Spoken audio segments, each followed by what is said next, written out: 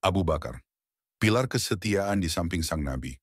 Pernahkah terbayang bagaimana rasanya menjadi orang pertama yang mempercayai sesuatu yang begitu revolusioner, bahkan ketika seluruh dunia di sekitarmu menentang? Bagaimana rasanya menjadi satu-satunya pendamping dalam perjalanan paling berbahaya, dengan maut mengintai di setiap langkah?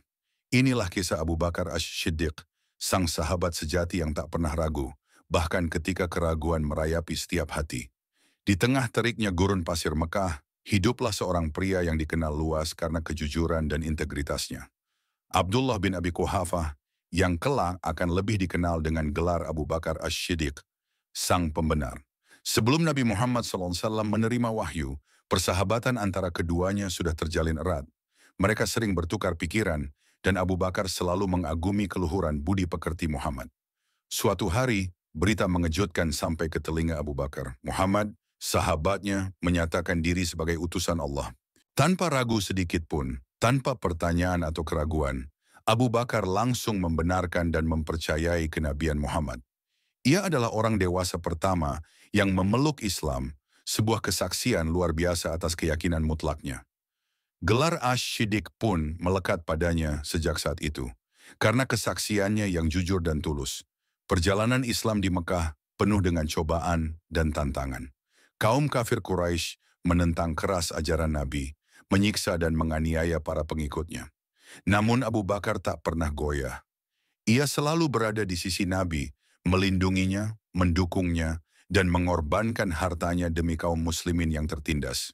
Ia memerdekakan banyak budak yang disiksa karena memeluk Islam, seperti Bilal bin Rabah, Ammar bin Yasir, dan keluarga Yasir. Puncak kesetiaan Abu Bakar terlihat jelas dalam peristiwa hijrah.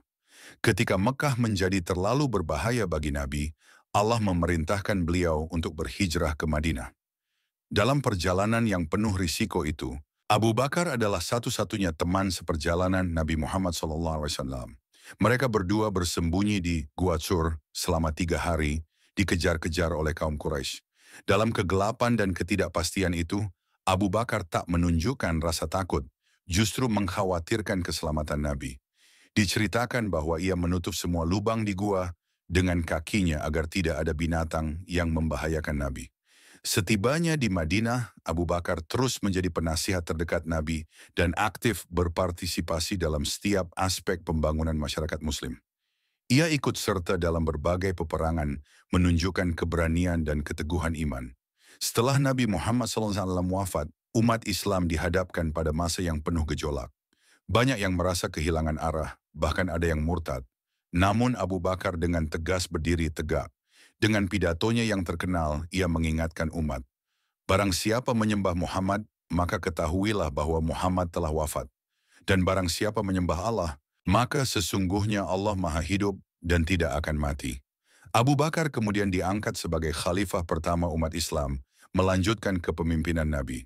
Dalam masa pemerintahannya yang singkat namun penuh makna, ia berhasil menyatukan kembali umat Islam, memerangi kaum murtad, dan meletakkan dasar bagi ekspansi Islam ke seluruh penjuru dunia. Ia meninggal dunia setelah 2 tahun menjadi khalifah, meninggalkan warisan kepemimpinan yang adil dan teguh pada prinsip-prinsip Islam. Kisah Abu Bakar Asy-Siddiq adalah kisah tentang kesetiaan tak tergoyahkan, pengorbanan tanpa batas, dan keyakinan mutlak.